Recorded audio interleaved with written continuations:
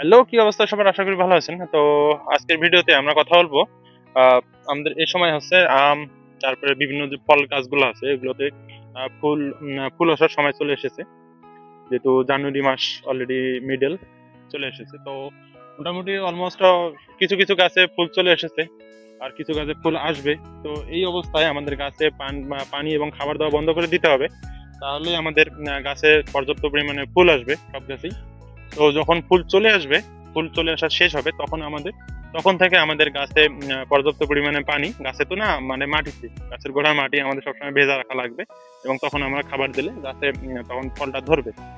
আর আরেকটা বিষয় করতে পারেন এই সময়টা হচ্ছে, যে গাছগুলোতে ফুল চলে আসে নাই এখন, তো ওই গাছগুলোতে এখন একটা সাইপারমেথ্রিন গ্রুপের বিষ আর হচ্ছে একটা ছত্রাকনাশক, কার্বনডাজিম গ্রুপের ছত্রাকনাশক স্প্রে করে দিতে পারেন।